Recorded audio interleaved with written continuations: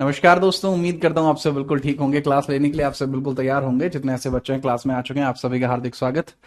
ठीक है। और बताओ कैसे हो? और बताइए, सब बढ़िया चल रहा है? और ठीक है, चल रहा है भाई। क्लास के अंदर जो छात्र आ चुके हैं, जिसके अंदर वैशाली, वर्तिका, चांदनी, निशा, निभा, प्रतिमा, सम्राट, सक्षिमा, दीशु, अक्षिता, कन्हैया, निधि, प्रखर, अक्षिता, देवकी, अवंतिका, गोविंद, योगेश, ठीक है, सम्राट, उजाला राव, देवकी, अनुराधा, धीरज, अश्वनी, सपना, काजल, शिवेंद्र प्रताप, बहुत सारे बच्चे और भी आ चुके हैं। मतलब अब मैं नाम नहीं पढ़ पा रहा हूं, क्योंकि आपने वर्तमान में उपस्थित लाइव छात्रों की संख्या कितनी हो चुकी है? ये 1260। अभी 1260 है। 1300। ठीक है। 1640। ठीक है। और 2000 पार। बहुत बेहतरीन। चलिए क्लास को स्टार्ट करते हैं। ठीक है। चलिए, ये एकदम प्राइम क्लास होती है। ठीक है। And this is the prime time. And नमस्कार दोस्तों, आप देख रहे हैं वर्तमान में जीत राणा को। और ये एक ऐसी क्लास है जिसके अंदर हम बात करने वाले हैं अपनी एंशिएंट हिस्ट्री के बारे में। मैंने सुना कुछ छात्रों का कहना है कि सर गुप्ता काल नहीं कराया गया। अरे मेरे भैया, गुप्ता काल क्रम में आगे आएगा। हाँ, गुप्ता काल यहां थोड़ी आता है। गुप्ता काल आता है महाजनपद के बाद मौर्य आएंगे, मौर्य के बाद आएंगे गुप्ता। हाँ, समझा करो। आगे बढ़ते हैं। ठीक है। चलिए स्टार्ट करते हैं क्लास को बहुत बेहतरीन ढंग से। लास्ट क्लास में हम वैदिक एज को बेसिकली पढ़ रहे थे, वैदिक एज को पढ़ रहे थे। और यहां पर हम बात कर रहे थे इन सभी के बारे में कि किस प्रकार से आपकी विभिन्न प्रकार की शादियां होती हैं। तो विवाह के बारे में आप मुझे बताइए कि मैंने आपको विवाहों के कुछ प्रकार बताए थे। जैसे मैंने आपको बताया, ब्रह्म विवाह क्या होता है, गंधर्व क्या होता है, देव क्या होता है, अर्श विवाह, प्रजापत्य विवाह, असुर विवाह, राक्षस विवाह, पिशाच विवाह। इन सब के बारे में मैंने आपको चर्चा कर दी थी। ठीक है। अब जिसको जो भी पूछना था वो पूछ लीजिए। यहां तक कोई भी अगर आपको समस्या है तो वो बता दीजिए, अन्यथा की स्थिति में हम आगे बढ़ जाएंगे। जिसको जो भी समस्या हुई है वो फटाफट से बता दे। जिसको यहां तक कोई समस्या है वो फटाफट से बताए, नहीं तो फिर हम आगे बढ़ते हैं। आगे बढ़ते हैं। बताइए भाई, यहां तक क्लियर है मटेरियल? ठीक है, चलिए। ठीक है शुक्ला, स्टार्ट कर रहे हैं। ठीक है सर, निजाम के बारे में कुछ बताइए। भैया निजाम यहां नहीं आते, निजाम साउथ इंडिया में बहमनी में आते हैं। सर गंधर्व विवाह करेंगे? अच्छा, अब मैं गंधर्व विवाह करूंगा या ब्रह्म विवाह? नहीं, ये तो देखिए आप यहां समझिए कि यहां पर आती है परिस्थिति। यहां मेरी निजी जानकारी आ जाएगी। ठीक है, चलिए। साहिल, मांझा मांझा। अरे ये क्या है? क्या कर रहे थे? हाँ, पेज ऐड करते हैं। हेडिंग डालिए। अगली अगली हेडिंग आपकी क्या होगी? अगली हेडिंग समझिए। अब हम बात करते हैं कि उत्तर वैदिक काल में कुछ प्रमुख ग्रंथों का भी संबंध देखने को मिलता है। हम कुछ प्रमुख ग्रंथों की चर्चा करते हैं, जैसे रामायण या महाभारत। कुछ महाकाव्यों की जो है रचना के बारे में बात करते हैं। ठीक है, चलिए। वैदिक काल से संबंधित कुछ महाकाव्य हैं। अब समझिए, महाकाव्य हेडिंग डाल लीजिए, महाकाव्य। एपिक्स, एपिक्स हेडिंग डाल लीजिए, एपिक्स। एपिक्स अर्थात महाकाव्य। महाकाव्य, महाकाव्य हेडिंग डाल लीजिए। इसमें सबसे पहले हम महाकाव्य, कौन से महाकाव्य की बात करेंगे? देखिए इसके अंदर हम बात करेंगे ये वैदिक काल के ही है। महाकाव्य किस समय के हैं? वैदिक काल के। सबसे पहले रामायण की बात करते हैं, चलो। दे आर महाकाव्य, और ये वैदिक काल के ही हैं। वैदिक काल के ही हैं। आज वैदिक काल कंप्लीट हो जाएगा। आज हम महाजनपद शुरू कर देंगे। क्लास में स्टार्ट हो जाएगा वैदिक एज। तो सबसे पहले हम बात करते हैं बाबू रामायण के बारे में। सबसे पहले हम बात करते हैं रामायण के बारे में। रामायण के बारे में बात करते हैं। रामायण है, तो रामायण की हम बात करते हैं। सबसे पहली बात, सबसे पहली बात कि रामायण को जो लिखा गया है वो कब लिखा गया है और इसके अंदर कितनी बातें इसमें लिखी गई हैं, याद रखना। देखो बाबू, अगर मैं बात करूंगा इनिशियली जब इसको लिखा गया, इसमें लगभग 6000 के आसपास श्लोक रहे थे। प्रारंभ में इसमें लगभग 6000 के आसपास श्लोक थे, जिनको महर्षि महर्षि वाल्मीकि के द्वारा लिखा गया था। ठीक है, चलिए।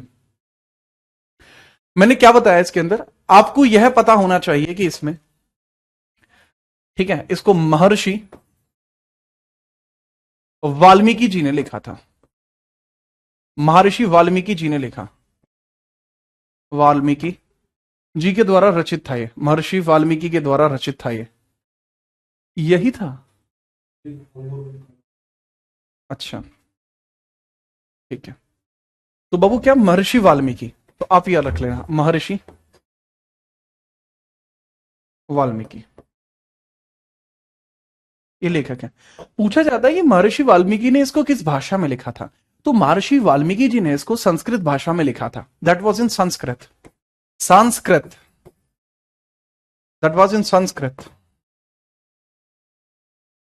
यह संस्कृत भाषा में लिखा गया था, यह संस्कृत भाषा में लिखा गया था। प्रारंभ में इसमें 6000 श्लोक थे, लेकिन बाद में इसके अंदर श्लोकों की संख्या बढ़ती चली गई और लगभग 24,000 श्लोक इसके अंदर शामिल हुए। प्रारंभ में श्लोकों की संख्या, प्रारंभ में श्लोकों की संख्या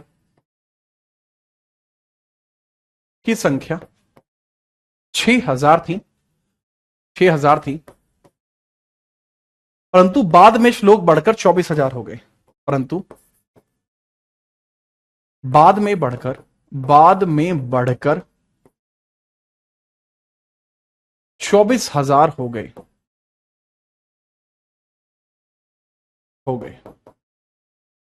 इनिशियली वर्सेस, इनको बोलते हैं वर्सेस, वर्सेस अर्थात श्लोक हो गए। अब अगर हम पूछें कि इसके अंदर कितने कांड देखने को मिलते हैं, तो इसमें आपको 7 कांड देखने को मिलते हैं। कितने कांड आपको इसमें देखने को मिलते हैं? 7 कांड इसमें आपको देखने को मिलते हैं। तो यह आप समझिए कि कितने कांड इसमें देखने को मिलते हैं, 7 कांड इसमें देखने को मिल जाते हैं। ठीक है, बात को समझिए। अब कौन कौन से कांड हैं उनके बारे में हम थोड़ी सी चर्चा करेंगे, क्योंकि वो बहुत जरूरी विषय बनता है कि कितने कांडों के द्वारा इसके बारे में उल्लेखीकरण किया गया है, उसको थोड़ा हम समझने का प्रयत्न करते हैं, उसको थोड़ा समझने का प्रयत्न करते हैं बिना किसी परेशानी के। ठीक है, बात को समझते हैं कि कौन कौन से आपको इसके अंतर्गत बातें देखने को मिल जाती हैं। बड़े प्यार से इस बात को समझेंगे ताकि आप इसके बारे में और जानकारी ले पाए। ठीक है, चलो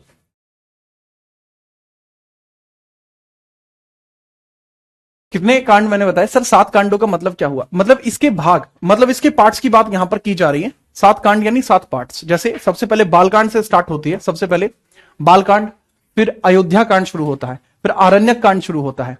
तो ये बेसिकली हिस्से आपको देखने को मिलते हैं। फिर किष्किंधा कांड होता है, बालकांड, अयोध्या कांड, अरे उत्तरकांड सबसे लास्ट में आएगा भाई प्रतिमा। इसमें समझिए 7 कांड आपको देखने को मिलते हैं। इसके जो हिस्से हैं, रामायण के जो हिस्से हैं, ठीक है, पार्ट्स जो हैं, इनको कांड बोला जाता है, कांड, कांड बोला जाता है। और ये कितने हैं? 7। सबसे पहले जैसा मैंने बताया, सबसे पहले बालकांड आपको देखने को मिलता है, बालकांड। ठीक है, बालकांड ये बचपन में जो समय था वह बालकांड में प्रदर्शित किया जाता है। इसके बाद बाबू अयोध्या कांड, जब वो अपनी युवा अवस्था तक पहुंचे, जब वो अपनी युवा अवस्था तक पहुंचे, वो अयोध्या कांड में होता है, अयोध्या कांड में होता है, अयोध्या कांड में होता है। दैट इज अयोध्या कांड, अयोध्या कांड में होता है। देखो राम जी का जो विवाह हुआ था वो भी अयोध्या कांड में ही हुआ था, राम जी का विवाह। ठीक है, इससे रिलेटेड एक बहुत इंपॉर्टेंट सी घटना है, उसमें बहुत इंपॉर्टेंट सी बातें हैं, चलो मैं बताऊंगा, मजा आता है उसमें। ठीक है इसके बाद आपको देखने को मिलता है आरण्यक कांड, अरण्य कांड आपको देखने को मिलता है, अरण्य कांड देखने को मिलता है, आरण्य कांड, आरण्य कांड देखने को मिलता है। आरण्य का मतलब होता है जंगल, आरण्य का मतलब होता है बाबू जंगल, जब वो जंगल में चले गए थे तब।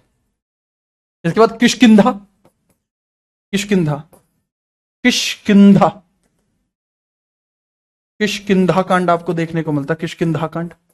उसके बाद ये किष्किंधा चले गए थे, वो आपको यहां देखने को मिलेगा, किष्किंधा, किष्किंधा कांड आपको देखने, किंधा कांड आपको देखने को मिलता है। ठीक है, तो बाबू इसमें ना आप नंबर डाल लेना, ये पहला, दूसरा, तीसरा, चौथा, पांचवा। पांचवा कांड आप यहां पर देखेंगे। किष्किंधा कांड के बाद आपको देखने को मिलता सुंदर कांड, फिर लंका कांड, फिर उत्तर कांड। सुंदर, लंका, सुंदर कांड आपको देखने को मिलता, सुंदर कांड। सुंदर कांड वो है जब हनुमान जी से पहली बार मुलाकात होगी। छठवां आपको देखने को मिलता है लंका कांड। अब हनुमान जी लंका में पहुंच चुके हैं, अब लंका में हनुमान जी का कांड हो रखा है। सातवें में बाबू उत्तरकांड आपको देखने को मिल जाएगा, उत्तरकांड आपको देखने को मिल जाएगा। उत्तरकांड वही है जिसमें आपको देखने को मिलेगा कि इसमें सारी जानकारी है कि किस प्रकार से वो कार्तिक मास में, ठीक है, कार्तिक मास में अमावस्या के दिन श्री राम अपने घर वापस आए, जिसको हम आज हम दिवाली के तौर पर मनाते हैं। तो वो चीज मेरे भाई यहां पर आपको देखने को मिल जाती है। तो ये सारी बातें यहां पर है। जैसे अयोध्या कांड की घटना है कि राम जी विवाह के लिए जाते हैं, लक्ष्मण उनके साथ जाते हैं। अब धनुष किसी से उठ नहीं रहा था, तो भाई जो जो ये है राजा जनक, राजा जनक जो होते हैं वो बड़े विचलित हो जाते हैं। वो कहते हैं कि इतने सारे वीरों की सूची में क्या कोई भी ऐसा वीर नहीं आया जो इस धनुष को उठाकर इस मतलब निशाना लगा सके, निशाना साध सके। तब प्रभु श्री राम खड़े होते हैं, वो भी लक्ष्मण के गुस्सा करने के बाद खड़े होते हैं, वो जाके धनुष को उठाते हैं, शिव धनुष को। और जैसे शिव धनुष को उठाते हैं, प्रत्यंचा चढ़ाते हैं, प्रत्यंचा यानी वो डोरी चढ़ाते हैं, वो धनुष टूट जाता है। इतने ही समय में परशुराम जी आते हैं। क्यों? क्योंकि वो शिव धनुष था। और परशुराम जी विष्णु जी के अवतार हैं, विष्णु जी परम मित्र हैं शिव जी के, तो उनके मित्र का धनुष तोड़ दिया गया। गर्म घाव में वो आए, वैसे वो क्रोध के लिए जाने जाते हैं। परशुराम जी आए, परशुराम जी ने कहा ये क्या कर दिया भाई, किसने पूछ के कराया ये काम, पहले ये बताओ करा किसने है। अब वो बार बार कहते हैं कि जिसने भी करा है मैं उसे भस्म कर दूंगा, ठीक है, तुम मुझे जानते नहीं हो, मैं परम क्रोधी परशुराम हूं जिसने 17 बार इस धरती को छत्र विहीन कर दिया है। अब उन्होंने ये चीज कई बार रिपीट करी। उसके बाद यहां पर जो अपने लक्ष्मण जी हैं वो कहते हैं कि मतलब प्रभु आप इतना गुस्सा ना करें, इतना क्रोध ना करें, क्योंकि जिस तरीके से आप क्रोध कर रहे हो मुझे ऐसा लग रहा है कोई बच्चा विलाप कर रहा हो, ठीक है। तो इस बात में परशुराम जी और ज्यादा गुस्सा कर जाते हैं।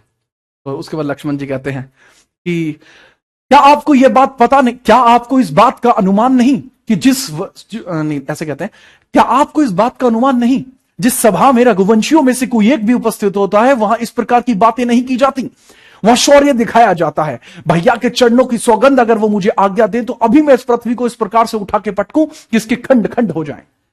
That was so good. मैंने कि भाई ये तो चीता है।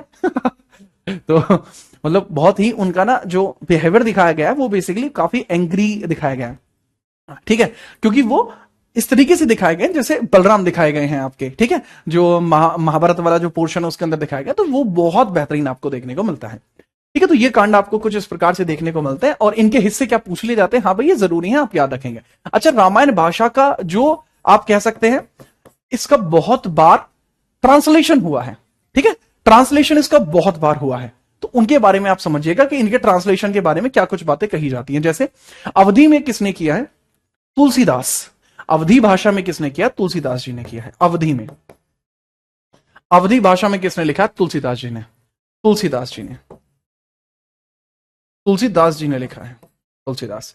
अवधि भाषा का बहुत पॉपुलर है, थोड़ा सा याद रखना। तमिल में कंबन ने लिखा है, तमिल में कंबन ने लिखा है, तमिल में किसने लिखा है, कंबन ने लिखा है, कंबन, तमिल में किसने लिखा है, कंबन ने लिखा है। That is very important, that is very important, ठीक है। फारसी में किसने लिखा है, बदायूनी ने, ठीक है, बदायूनी, बदायूनी फारसी में लिखा है किसने, बदायूनी ने। कई बार आपसे पूछा जा सकता है बंगाली, बंगाली आपसे पूछा जा सकता है, ये कृतज्ञ ने लिखा है, ठीक है, याद रखना। कृतज्ञ जिसको कृतवाश भी बोला जाता है उनके द्वारा लिखा गया, कृतवाश, कृतवाश, कृतवाश। अब एक बहुत कॉमन सी चीज आती है, क्या सर रामायण वास्तविक है? दरअसल एक बहुत सिंपल सी चीज है, रामायण की रचनाएं इस कारण से की गई थी। अच्छा, राम जी चाहते थे कि वो अपनी पर्सनल जानकारी आपको साझा करें। दरअसल रामायण को लिखे जाने का जो भाव है वो इस कारण से बनाया गया जिससे कि आप लोग समझ पाए कि एक चरित्रवान व्यक्ति क्या होता है। आप श्रेष्ठ हो सकते हैं, ठीक है, आप श्रेष्ठ हो सकते हैं, परंतु आप उत्तम नहीं हो सकते। बात आई समझ में? उत्तम बनना बहुत कठिन है। उत्तम का तात्पर्य होता है कि वह श्रेष्ठ भी है, वह मान सम्मानित भी है, वह चरित्रवान भी है, तो वो उत्तम कहलाता है। इसी वजह से प्रभु श्री राम को क्या कहा जाता है, पुरुषोत्तम श्री राम, जो पुरुषों में सबसे उत्तम हो। तो आप श्रेष्ठ भले ही हो जाएंगे परंतु उत्तम होना बहुत बहुत मुश्किल कार्य है, ठीक है। इस रामायण के अंदर लिखी गई जो बातें हैं वो अगर आप अपने जीवन में उतार लेंगे तो आपका जीवन सुधर जाएगा। इसके सही या गलत होने से ज्यादा जरूरी है क्या आपने इसकी शिक्षाओं को कभी अपने जीवन में उतारने का प्रयास किया। ये मायने रखता है। इसकी सही या गलत से ज्यादा इसकी शिक्षाएं मायने रखती हैं।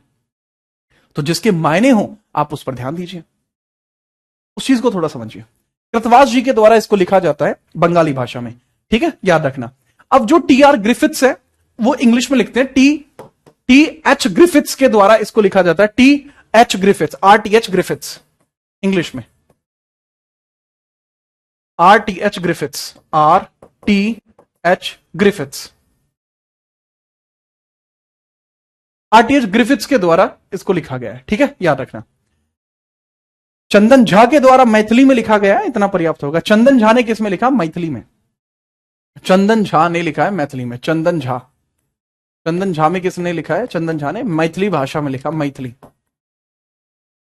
क्यों लिख रहे हो, क्योंकि यार मैथिली बहुत ज्यादा ट्रेंडिंग में रही है इस साल, तो थोड़ा ध्यान रख लेना, ठीक है। चलिए बाबू, कृतवास लिखा हुआ है, कृतवास, KRATWAS, कृतवास, बंगाली कृतवास। भास्कराचार्य, भास्करा ने इसको तेलुगु में लिखा है, तेलुगु में भास्कर के द्वारा लिखा गया है, तेलुगु दैट इज भास्कर, तेलुगु में भास्कर ने लिखा है, तेलुगु भास्कर। इतना ही जरूरी होगा। मुझे एक दो और भी याद है पर जरूरी नहीं है बाबू, इसमें एक दो और भी मुझे याद है पर जरूरी नहीं है। लिखना चाहते हो नहीं मानोगे, लिखो। एक आती है बाल रामायण, वो भव्य भूति ने लिखी है। बाल रामायण भव्य भूति ने लिखी है। बाल रामायण किसने लिखी है बाबू, भव्य भूति ने। बाल रामायण भव्य भूति ने लिखी है, भव्य भूति। मैं एक चीज आपको पहले ही क्लियर कर दूं कि रामायण के अंतर्गत हर एक व्यक्ति की अपनी अपनी अलग अलग बातें कही जाती हैं, ठीक है, याद रखना। रामायण में किसी ने सीता जी को यह बता दिया कि जो सीता जी हैं, तुलसीदास जी ने बताया था बेसिकली है कि सीता जी के ऊपर से श्री रामचंद्र जी को भरोसा नहीं रहा। ये तुलसीदास जी ने अपनी रामायण में बताया। वास्तविक रामायण में इस प्रकार के साक्ष्य नहीं थे, जो सबसे प्राचीन है। परम प्राचीन जो रामायण है उसके अंदर बताया जाता है कि जो सीता जी हैं उनको जमीन यानी धरती माता अपने साथ ले जाती हैं, ठीक है, वह उसमें प्रवेश कर जाती हैं। उनके चरित्र के ऊपर जो उठाए गए सवाल हैं वो तुलसीदास जी की किताब में है। तो कई बार इस प्रकार की बातें देखने को मिलती हैं, कई बार इस प्रकार की बातें आपको देखने को मिल जाती हैं, ठीक है। चलिए नेक्स्ट हम आगे बात करते हैं। नेक्स्ट हम आगे बात करते हैं किसके बारे में, महाभारत के बारे में बात करते हैं। महाभारत के बारे में बात करते हैं बाबू। ये R.T.H. ग्रिफिथ्स है, ग्रिफिथ्स, R.T.H. ग्रिफिथ्स। हेडिंग डालिए महाभारत। अत श्री महाभारत कथा, तो हेडिंग डाल लीजिए भाई, अत श्री महाभारत कथा। तो महाभारत के बारे में देखते हैं। मैंने बताया था कि वैदिक एज के अंदर ये बहुत जरूरी होगा, ठीक है। चलिए हेडिंग डालिए महाभारत। महाभारत महाभारत भी अलग ही है यार। महाभारत किसने लिखी है महाभारत, बताइए। इनका लेखन कार्य किसने किया, लेखन कार्य किसने किया है, बताएं। लेखन कार्य किसके द्वारा किया गया है। जी हाँ, महाभारत वैदिक एज की नहीं है। इसकी जो कहानियां हैं वो वैदिक एज में प्रचलित थी, वैदिक एज में प्रचलित थी। महाभारत की जो कहानियां हैं, ठीक है, इसकी गाथा वैदिक काल में प्रचलित थी। इसकी गाथा वैदिक काल में प्रचलित थी, वैदिक काल में प्रचलित थी, काल में प्रचलित थी। अगर आपसे कोई ये कहे कि भाई जो वैदिक एज है इसी में रामायण हो, इसी में महाभारत हुई थी, तो नहीं, महाभारत इससे प्राचीन है, क्योंकि यहां पर तो इसकी कहानियां की जाती थी, ठीक है। तो याद रखना, इसका एक अन्य नाम है जय संहिता। वेद व्यास जी ने इसको लिखा है, वेद व्यास जी ने इसको लिखा है, वेद व्यास। कहा जाता है कि वेद व्यास जी ने इसको लिखने के लिए जो हमारे गणेश जी हैं उनसे सहायता ली थी। उन्होंने कहा था क्योंकि एक महाकाव्य है, एक टर्म बहुत जरूरी है इसके लिए, यह एक महाकाव्य है, एक महाकाव्य है। इसको जय संहिता भी कहा जाता है। असली में महाभारत तो इसका नाम ही नहीं था, इसका नाम ही जय संहिता था। इसका जो वास्तविक नाम है वो जय संहिता है, इसका जो वास्तविक नाम है वो जय संहिता है, जय संहिता, जय संहिता। जय संहिता का मतलब है कहीं पे जब आप जीतते हो तो वो आपकी जय होती है, जय संहिता। ठीक है जी हाँ, ठीक है, याद रखना। एक महाकाव्य है, तो पूछा जाता है कि अब तक का प्राप्त सबसे बड़ा महाकाव्य कौन सा था, सबसे बड़ा महाकाव्य यानी सबसे बड़ी पोइट्री कौन सी है। तो this is longest poetry, this is longest poetry, यह लॉन्गेस्ट पोइट्री है बाबू, ये लॉन्गेस्ट पोइट्री है, लॉन्गेस्ट पोइट्री है। सबसे बड़ा पद, सबसे बड़ा पद है ये, सबसे बड़ा पद है ये, पद आपको देखने को मिलता है, सबसे बड़ा पद, लॉन्गेस्ट पोइट्री है ये। इससे बड़ी कोई पोइट्री नहीं है, इससे बड़ी कोई पोइट्री नहीं है, ये लॉन्गेस्ट पोइट्री के तौर पर देखने को मिलती है, याद रखना। ठीक है, याद रखना। इसके अंदर 1,00,000 रचनाएं हैं, 1,00,000 श्लोक हैं इसके अंदर। ठीक है, इसमें 1,00,000 श्लोक हैं, 1,00,000 लगभग श्लोक हैं इसमें, 1,00,000 के लगभग श्लोक आपको इसमें देखने को मिल जाएंगे। श्लोक यानी वर्सेस, इतने वर्ष आपको इसमें देखने को मिल जाएंगे। अच्छा, प्रारंभ में जब ये इसकी रचना हुई थी, जब ये प्रारंभ में इसकी रचना हुई थी ना हाँ जी, जब प्रारंभ में इसकी रचना हुई उसके बारे में समझना। ठीक है, चलो, प्रारंभ में जब इसकी रचना हुई, प्रारंभ में यह बहुत कम था, यह बहुत कम था, यह बहुत छोटा था, यह बहुत कम था।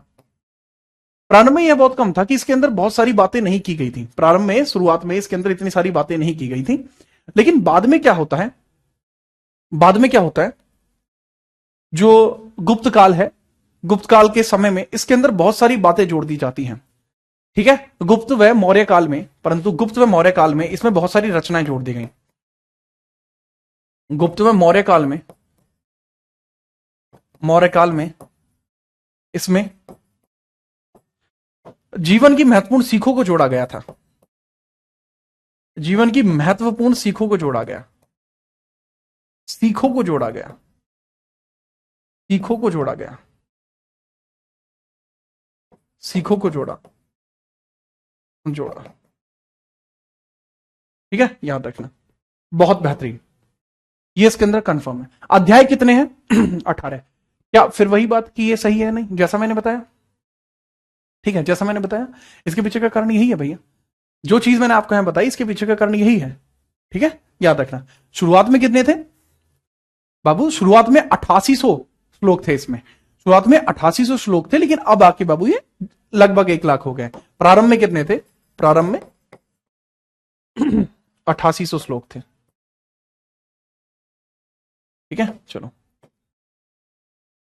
इसके अंदर अध्याय कितने, 18 अध्याय हैं इसमें, अध्याय कितने, 18, 18 अध्याय। महाभारत का युद्ध कितने दिन चला, महाभारत का युद्ध कितने दिन चला, 18 दिन। इसके अंदर अध्याय कितने हैं, 18 खंड, यानी अध्याय इसके अंदर 18 हैं। ठीक है, तो ये सब बातें इसके अंतर्गत आती हैं। क्या रामायण से क्वेश्चन बनते हैं, कभी कभी बन जाते हैं। क्या महाभारत से क्वेश्चन बनते हैं, कभी कभी बन जाते हैं। कैसे बढ़े भैया, वो गुप्ता ने और मौर्य ने बढ़ाए हैं। गुप्त व मौर्य काल में इसमें जीवन की महत्वपूर्ण सीखों को जोड़ा, जब महत्वपूर्ण सीखों को जोड़ा तो इसके अंदर श्लोकों की संख्या बढ़ती चली गई। सर मैंने बी आर चोपड़ा वाली महाभारत 20 बार से ज्यादा देखी है। अरे मैंने भी बहुत बार देखी है वो, उसके मेरे बहुत सारे डायलॉग याद हैं, उसके तो निरे डायलॉग याद हैं उसके तो। मत भड़काओ अपने मित्र को, मत भड़काओ, उस विराट युद्ध में तुम भी थे ना। अरे तुम तो क्या, हम सब भी चाहें तो मिलकर अर्जुन का सामना नहीं कर सकते। और तुम्हारा ये जो मित्र बैठकर डींगे हाँक रहा है, ये भी उस विराट युद्ध में था। जिस प्रकार से यह वाणी अपनी प्रदर्शित कर रहा है, अर्जुन इसकी जिह्वा को खींचकर उसकी प्रतिज्ञा बना देगा। ठीक है, अर्जुन फिर भी अर्जुन है। तो ये किसने कहा था, दैट वाज पितामह भीष्म, उन्होंने इस प्रकार से कहा था। ठीक है जी हाँ। ये जो श्लोक है वो लगभग होते हैं, फिक्स नहीं होते। जी हाँ, श्लोक फिक्स नहीं होते। कुछ व्याख्यांजलियों को कई बार श्लोक कह दिया जाता है और कुछ उसको श्लोक नहीं कहते। हे पार्थ चलाओ बाण सुनो, यह कर्ण नहीं रुकने वाला, वो दानवीर है, सूर्य पुत्र है, काल को भी हरने वाला। ठीक है, चलिए तो इसको आप नोट कर लीजिए। इसके बाद हम आगे बढ़ते हैं। ये महाभारत के बारे में हो गया। अब हम पुराणों की बात करते हैं, पुराणों की बात करते हैं। अगर ये आप नोट कर लेंगे फिर हम पुराणों की बात करेंगे फटाफट।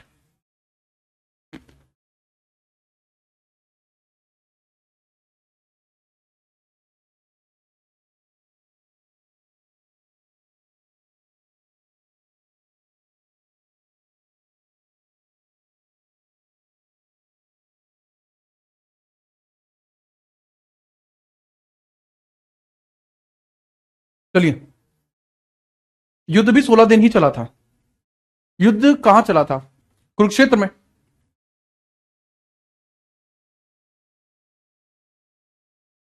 चलिए, मुट्ठी में तीनों काल देख, पद के नीचे पाताल देख। ठीक है, ये भी भगवान श्री कृष्ण ने कहा था। सब जन्म मुझी से पाते हैं, फिर लौट मुझी में आते हैं, ये भी कहा था। नेक्स्ट आगे बढ़िए। अब हम बात करते हैं पुराणों के बारे में। पुराणों की बात की जाती है। पुराण्स, ये अंतिम पॉइंट होगा। पुराणों के तुरंत बाद जो स्टार्ट होगा पॉइंटर, वो क्या स्टार्ट होगा? वो आपका जनपद काल या फिर महात्मा बुद्ध के बारे में स्टार्ट करेंगे। ठीक है, चलिए। अब जो बच्चे इंग्लिश में, अगर मैं बात करूं, महाभारत को इंग्लिश में किसने लिखा था? That was Kishori Mohan Ganguly. किसारी मोहन गांगुली, चाहे तो आप लिख सकते हैं। इंग्लिश में किसने लिखा है महाभारत को? इंग्लिश में KM गांगुली। किसारी मोहन गांगुली ने इंग्लिश में लिखा है। गांगुली ने इंग्लिश में लिखा है। केसारी मोहन गांगुली। केसारी मोहन गांगुली, गांगुली ने लिखा है इंग्लिश में। इंग्लिश में लिखा है। ठीक है जी, हाँ। नेक्स्ट, पुराणों की बात करते हैं। पुराणों की कुल संख्या कितनी है? फटाफट बताइए, कुल संख्या आपकी कितनी है? सबसे प्राचीन पुराण मत्स्य पुराण है। सबसे प्राचीन पुराण मत्स्य पुराण है। सबसे प्राचीन पुराण कौन सा? सबसे प्राचीन मत्स्य पुराण। सबसे प्राचीन पुराण जो है, पुराण मत्स्य पुराण है। इसमें 7 वंश के मत्स्य पुराण, इसमें सातवाहन वंश का जिक्र किया गया है। सातवाहन वंश का जिक्र भी इसमें है। इसमें सातवाहन वंश का जिक्र भी है। अब बड़ी बात पता है क्या है? कुछ लोग कहते हैं कि सातवाहन वंश ने इसको परिवर्तित करा दिया था। कुछ लोग कहते हैं कि सातवाहन वंश ने इसको परिवर्तित करा दिया था अपने हिसाब से। तो यार उसमें बात कुछ भी रही हो, ठीक है, लेकिन सातवाहन वंश का, सातवाहन डायनेस्टी का जिक्र इसमें किया जाता है। ऐसा नहीं है कि पुराणों में अन्यों का जिक्र नहीं है, बहुत है भाई, बहुत है। 18 पुराण आपके टोटल देखने को मिलते हैं। 18। सबसे पुराना मत्स्य पुराण है। सर्वाधिक विशेष जो माना जाता है वो गरुड़ पुराण माना जाता है। सर्वाधिक महत्व का कौन सा माना जाता है? सर्वाधिक महत्व किसका है? ठीक है, मोस्ट इंपोर्टेंट आपका माना जाता है गरुड़ पुराण, मोस्ट इंपोर्टेंट। जैसे तुम जैसे बालक हो ना, जैसे ऐब करते हो तुम क्लास में, तो तुम लोगों के लिए वायु पुराण में सजाएं दी जाती हैं। ठीक है, चलिए। अब सर्वाधिक महत्व में आपको देखने को मिलता है गरुड़ पुराण। गरुड़ पुराण देखने को मिलता है। देखिए, गरुड़ पुराण आपको देखने को मिलता है। गरुड़ पुराण आपको देखने को मिलता है। अब गरुड़ पुराण क्यों? देखो, गरुड़ पुराण इसी वजह से क्योंकि इसमें भगवान विष्णु के 10 अवतार का उल्लेख है। भगवान विष्णु के 10 अवतार का उल्लेख है। भगवान विष्णु जी के 10 अवतार। अच्छा, अगर मैं आपसे यह कहूं कि डार्विन की जो थियरी है, थियरी ऑफ इवोल्यूशन, वो विष्णु जी के 10 अवतारों पे बिलोंग करती है, तो आप मानोगे मेरी बात? अगर मैं आपसे कहूं कि चार्ल्स डार्विन की जो थियरी ऑफ एवोल्यूशन है, ठीक है, यानी जन्मांत का सिद्धांत, यानी जीवन बना कैसे, जीवन का रहस्य क्या है, तो आप मानेंगे मेरी बात? ठीक है, चलो, ठीक है। अच्छा, हाँ, गरुड़ इंग्लिश में स्पेलिंग ये होगी, गरुड़ पुराण होगी इंग्लिश में स्पेलिंग। ठीक है, चलो। जी हाँ, हम बात करते हैं इसके बारे में। ठीक है, गरुड़ पुराण के बारे में बात करते हैं। इसके अंदर ही सब चीजों का जिक्र किया गया। दशावतार का जिक्र है। ठीक है, 10 अवतार यानी दशावतार बोला जाता है। तो सबसे पहले जो अवतार लिया था भगवान जी ने, जो सबसे पहले अवतार लिया था वो मत्स्य अवतार लिया था। मत्स्य अवतार सबसे पहले। तो अब मुझे कैसे पता कि इसके अंदर ही थियरी ऑफ इवोल्यूशन है? देखो, डार्विन अपनी किताब में लिखता है कि सबसे पहले जो जीवन था वो जल में आया। और उन्हें उसे कैसे पता लगी? देखो, बात को समझो। जो पुराण है, गरुड़ पुराण, वो कहता है कि सबसे पहला जो अवतार है ना, विष्णु जी का पहला अवतार ही मत्स्य हुआ था, मत्स्य पुराण, ठीक है, मत्स्य अवतार, मत्स्य अवतार, मत्स्य अवतार, मत्स्य अवतार आपको यहां देखने को मिलेगा। सबसे पहला अवतार बाबू मत्स्य अवतार देखने को मिलेगा, ठीक है। चलिए अब दूसरा आपको देखने को मिलेगा। अब देखो सबसे पहले जीवन, अब मत्स्य अवतार में क्या हुआ था, देखो हुआ क्या था कि एक मछली है, वो एक राजा के हाथ में आती है, बार बार आती है, वो बार बार जल लेने के लिए आता है, बार बार आती है, ठीक है। और मतलब ये आपको पता होना चाहिए, आपसे कोई भी पूछेगा तो आप कह दोगे कि हाँ किस प्रकार के धर्म निभा रहे हैं, अगर आपको अपने 10 अवतारों का ही उल्लेखीकरण नहीं पता है, सवाल उठेंगे ना बाबू। अगर मैं आपसे पूछूं कब हुआ था मत्स्य अवतार, फिर देखो समय तो निर्धारित नहीं है, परंतु इसके बारे में तो आपको पता है। मृत्यु के बाद के रहस्य वो भी इसी पुराण में है। तो हुआ क्या, मछली को बार बार उठाते हैं, बार बार एक मछली हाथ में आ जाती है, तो राजा समझ गए कि यह कोई अलग ही बात है। वो उस मछली को घर ले गए। पहले उसको एक छोटे कलश में रखा, मछली बड़ी हो गई, फिर एक बड़े स्थान पर रखा, मछली बड़ी हो गई, फिर उसे तालाब में रखा, मछली और बड़ी हो गई, ठीक है। मनु ऋषि थे बेसिकली, ठीक है, ऋषि का नाम मनु ऋषि थे। उसके बाद वो उन्हें समुद्र में लेके आने के लिए आए कि इनको समुद्र में ही छोड़ना पड़ेगा इस मछली को। लेकिन उसने उनको ये पता लग गया ऋषि को कि ये कोई अलग ही चीज है, ये कोई साधारण मछली नहीं है। मछली अपने अवतार में आई, एग्जैक्टली अवतार में विष्णु जी प्रकट हुए। विष्णु जी ने कहा कि देखो यह धरातल समाप्त होने वाला है, जो पृथ्वी आज आप देख रहे हो यह समाप्त हो जाएगी। भगवान शिव विध्वंसक की भांति सबको समाप्त कर देंगे। तुम वो एक स्थान बताते हैं, उस स्थान पर जाओ और वहां पर सप्त ऋषियों को लेकर जाना। जितने भी पेड़ पौधे या जो भी होते हैं, जितनी वनस्पतियां हैं, जितने भी जंतु हैं, जितने भी जानवर हैं, उन सभी का एक एक कण लेकर जाना, जिससे कि 7 दिन के बाद, 6-7 दिन के बाद जब दोबारा से पृथ्वी सृष्टि की रचना होगी तो तुम वापस यहां पर आ पाओ। यह था मत्स्य अवतार। मत्स्य अवतार के बाद जो अगला अवतार इनके द्वारा लिया जाता है वो कूर्मा अवतार। कूर्मा अवतार यह सतयुग की कहानी है। कूर्मा अवतार, कूर्मा अवतार, कूर्मावतार, कूर्मावतार। अब बाबू कूर्मावतार कब लिया था? कूर्मा किसको बोलते हैं? कूर्म, कूर्म बोलते कछुए को। कूर्मावतार, कूर्मावतार, कूर्मावतार। जब समुद्र मंथन हुआ था, जब समुद्र मंथन हुआ था तो इसके नीचे जो कछुआ था, इसके नीचे जो कछुआ था, बेसिकली एक इतना बड़ा कछुआ चाहिए था जो पूरे के पूरे पहाड़ के वजन को झेल ले, जो पूरे के पूरे पहाड़ के वजन को झेल ले। सर ये सब काल्पनिक बातें हैं, परंतु यह वर्तमान में स्थापित होती नजर आती है, ठीक है जी हां। तो इस प्रकार से पूरे पहाड़ के वजन को झेलने के लिए भगवान विष्णु जी ने कूर्मा अवतार लिया। उसके बाद नाग वासुकी को यहां पर ऐसे बांधा गया, यहां पर ऐसे बांधा गया, और तब एक तरफ देवता और एक तरफ असुर इसको मतलब बिलोते रहे कि इसमें से कुछ निकले। अब कई बार अलग अलग बातें की जाती है इसमें से। देखो इसमें शर्त ये थी, इसमें क्या थी, इसमें एक शर्त थी कि जब पहली चीज आएगी और उसका स्थापत्य निर्धारित हो जाएगा कि वो चीज लेगा कौन, उसके बाद ही अगली चीज निकलेगी। क्लियर है?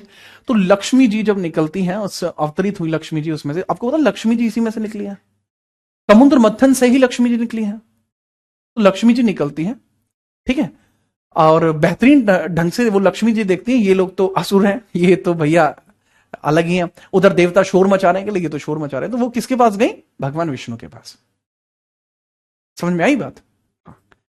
ये तो शांत है, मर्यादित है, अति उत्तम। तो लक्ष्मी जी उनके पास जाती है। तो अगर आप भी अपने जीवन में चाहते हो ना लक्ष्मी धन आपके पास आए, तो तभी आएगा जब आप शांत रहना सीखेंगे। कमेंटों में ये हरकत करनी बंद करो पहले, ठीक है? पता ही समझ में? हाँ। इसके बाद समुद्र मंथन में अगला निकलता है क्या, जो बोलते हैं जहर निकलता है, ठीक है, विष निकलता है। तो भाई विष का प्रकोप था, तो जब तक विष पिया नहीं जाएगा तब तक अगली चीज नहीं निकल सकती। तो उसको भगवान भोलेनाथ अपने कंठ में बसा लेते हैं, मतलब पी लेते हैं। अब नीचे उसको ले नहीं सकते क्योंकि खेल खराब हो जाएगा, क्योंकि वो विष है, विष समुद्र मंथन का है, इसलिए वो उसे अपने कंठ में बसा लेते हैं, ठीक है, याद रखना। तो कूर्मा अवतार आपको यह देखने को मिलता है, ये जो यहां पे है। इसके बाद सर मोहिनी अवतार भी तो लिया था। दरअसल मोहिनी अवतार इन्होंने नहीं लिया, मोहिनी अवतार इन्होंने नहीं लिया, इनका एक अंश मोहिनी है, परंतु वह इनके अवतारों में नहीं गिना जाता। कई बार लोग गलती कर देते, मोहिनी अवतार को गिनते हैं, ठीक है। इसके बाद वाराह अवतार आया। परंतु जीवन देखिए, जीवन पहले सिर्फ जल में है। कछुआ कहां चल सकता है? जल में भी और थल में भी। तो जीवन बाहर आ गया, अब पूरा जंतु बनेगा। पूरा जंतु यानी वराह अवतार, वराह अवतार, वराह अवतार, वराह अवतार आपको देखने को मिलेगा। वराह अवतार के बाद नरसिंह अवतार, नरसिंह अवतार, नरसिंह अवतार, नरसिंह अवतार। तो लिख लीजिए वराह अवतार, वराह अवतार हो जाएगा, नरसिंह अवतार हो जाएगा, वराह अवतार हो जाएगा, नरसिंह अवतार हो जाएगा। नरसिंह हिरण्यकश्यप वाली वो कहानी आपने सुनी होगी, ठीक है, मैंने होली वाले अवसर पे आपको सुनाई भी थी, तो वो चीज आपको यहां देखने को मिलती है। उसके बाद वामन अवतार, राजा बाली को ये हो गया था कि उसके पास बहुत पैसा है, तो वामन अवतार देखने को मिल जाएगा, वामन अवतार। तो कितने हो गए, गिन लेते हैं, पहला, दूसरा, तीसरा, चौथा, पांचवा, ठीक है। छठवें पे देखिए, छठवें में आपको जो देखने को मिलते हैं, that is very very important, भगवान परशुराम। जी हां, भगवान परशुराम, जी हां, भगवान परशुराम आपको देखने को मिलते हैं, भगवान परशुराम, परशुराम जी, परशुराम जी, परशुराम जी। सातवें पे आपको देखने को मिलते हैं श्री राम। आठवें पे आपको देखने को मिलते हैं, आठवें पे आपको देखने को मिलते हैं बाबू भगवान श्री कृष्ण। आठवें पे आपको देखने को मिलते हैं भगवान श्री कृष्ण। आठवें पे आपको देखने को मिलते हैं भगवान कृष्ण, भगवान कृष्ण। नौवें पे आपको देखने को मिलते हैं बुद्ध। अच्छा, ये वो बुद्ध नहीं है जो आप समझते हैं, ये वो बुद्ध नहीं है। आजकल क्या हुआ, विकिपीडिया वगैरह इन कुछ वेबसाइटों ने मिलकर जो ये बुद्ध हुए हैं, ठीक है, महात्मा बुद्ध, उन्हीं को भगवान बुद्ध बना दिया। अरे अलग अलग है ना, समझिए। इसके बाद 10वें नंबर पे आपको देखने को मिलेंगे कल्कि, जिनका अवतार कलयुग में होना है, कल्कि जिनका अवतार कलयुग में होना है, और उसके बाद कलयुग समाप्त हो जाएगा, राइट। इस प्रकार से समझना होता है आपको।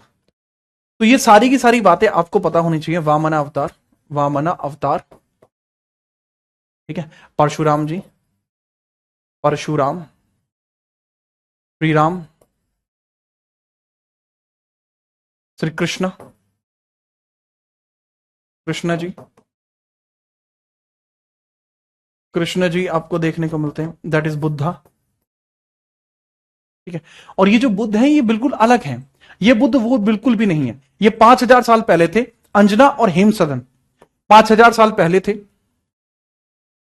ठीक है, 5000 ईयर्स बैक, 5000 BCE में थे ये, 5000 साल पहले। अंजना और हेमसदन, अंजना इनकी माता है, माता अंजना, माता अंजना, हेमसदन इनके पिता हैं, पिता हेमसदन है। तो ये बड़ी बात होगी। मैंने पता नहीं किसको देखा था नेशनल टेलीविजन पे, वो कह रहा था कि महात्मा बुद्ध भी उनके अवतार है। नहीं, ऐसे नहीं है बाबू, ठीक है। चलिए, क्या कल की अवतार हो चुके? नहीं। अरे कल की अवतार मुझे कैसे पता भाई? ये क्या बात है, कल की अवतार हो चुकी भाई, मुझे कैसे पता? ये क्या बात करते हो तुम? देखिए, संसार में ऐसा भी कुछ नहीं जो मैं चाहूं और प्राप्त ना कर सकूं। संसार में किसी चीज की लालसा भी मुझे नहीं है, लेकिन फिर भी पार्थ देखो मैं कर्म कर रहा हूं। जीवन में यदि आप उत्पन्न हो चुके हैं तो कर्म करना एकमात्र उपाय है इस मोक्ष में जाने का। तो कर्म करते रहिए, कर्मधारस्य कर्मवेन्यू। ये बात किसने कही है? भगवान श्री कृष्ण ने कही है। तो संसार में ऐसा भी कुछ नहीं, तीनों लोकों में ऐसा भी कुछ नहीं जो मैं चाहूं और प्राप्त ना कर सकूं, ठीक है, याद रखिएगा। तो इस चीज को थोड़ा सा ध्यानपूर्वक समझ लीजिए, यह आपको पता होना चाहिए। पुराण के बारे में यह आपको पूर्णतः पता होना चाहिए, ठीक है, पुराण के बारे में आपको यह पूर्णतः पता होना चाहिए, ठीक है। चलो, अब कई बार पूछा जाता है, अलग अलग पुराणों के बारे में पूछा जा रहा होता है, ठीक है। चलिए, अरे हाँ यार, बुद्ध भगवान को अलग अलग मान ले रहे हैं, बताओ, ठीक है। चलिए नेक्स्ट आगे बढ़ो। अब कुछ ऐसे पुराण हैं जो एक जो है कह सकते हैं आप विशेष हैं, ठीक है। चलिए, एक विशेषतः आपको देखने को मिलते हैं, जैसे विष्णु पुराण, ये मौर्य वंश से रिलेटेड है। विष्णु पुराण मौर्य वंश का है, वायु पुराण गुप्त वंश का है। विष्णु पुराण मौर्य वंश का है, मौर्य वंश, मौर्य वंश। वायु पुराण गुप्त वंश, वायु पुराण बाबू गुप्त वंश का है, गुप्त वंश का आपको देखने को मिल जाएगा। कई बार पूछ लिया जाता है ये किससे रिलेट करता है, तो आप बता देंगे इससे रिलेट करता है। भागवत पुराण ये कृष्ण भक्ति का है, भागवत कृष्ण भक्ति का है, ठीक है। चलिए, भागवत पुराण इज रिलेटेड टू कृष्ण भक्ति, भागवत पुराण इज रिलेटेड टू कृष्ण भक्ति, कृष्ण भक्ति, ये कृष्ण भक्ति से रिलेट करता है, कृष्ण भक्ति से रिलेट करता है, भगवान श्री कृष्ण की भक्ति। अब बहुत सारे बच्चे सोचेंगे कि सर आपने वो द्वैतावाद अद्वैतावाद नहीं पढ़ा है। बाबू वो भक्ति आंदोलन होते हैं जो मॉडर्न इंडिया में या फिर आर्ट एंड कल्चर में पढ़ाए जाते हैं, वो यहां हिस्सा नहीं होता उसका, ठीक है। चलिए, ठीक है, तो ये कुछ बातें आपको देखने को मिलती हैं। अब यहां पर एक बात समझिए, ज्वालोपनिषद नाम का एक उपनिषद भी आपको देखने को मिलता है, ज्वालोपनिषद, ज्वालोपनिषद, ज्वालोपनिषद, ज्वालोपनिषद, उपनिषद, ज्वालोपनिषद आप समझना, ज्वालोपनिषद, ज्वालोपनिषद को समझना, ज्वालोपनिषद। इसमें जीवन के 4, मैं ये क्यों लिखवा रहा हूं, एसएससी सीजीएल 2024, यूपीएसआई 2021, सीपीओ 2000 या तो 17 में आया था या 19 में, एंड सीडीएस 2023, यहां से क्वेश्चन आए हैं ज्वालोपनिषद से। दरअसल ज्वालोपनिषद के अंदर बताया गया कि इसके अंदर एक मनुष्य के जीवन के 4 आश्रम होते हैं, मनुष्य के जीवन के 4 आश्रम होते हैं। सबसे पहले ब्रह्मचर्य, ब्रह्मचर्य को उसको फॉलो करना होता है, उसके बाद गृहस्थ, फिर वानप्रस्थ होता है और फिर सन्यास होता है। ये मनुष्य के जीवन के 4 आश्रम हैं और ऐसा ज्वालोपनिषद में लिखा हुआ है। 4 आश्रमों का उल्लेख है, 4 आश्रमों का उल्लेख है। दरअसल यह आश्रमों का उल्लेख ही मनुष्य जीवन की व्याख्या करता है। बाबू मनुष्य का जीवन यही है, मनुष्य जीवन की व्याख्या करता है। ब्रह्मचर्य का उल्लेख है, सही मानव वही है जो इन आश्रमों को मतलब मानता है, उसको ध्यान रखता है, ठीक है। चलिए,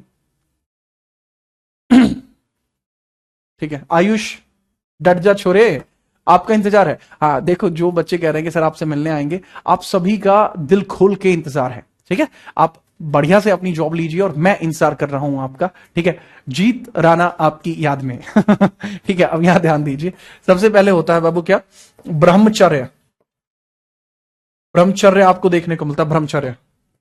दूसरा होता है आपका जो गृहस्थ होता है, गृहस्थ।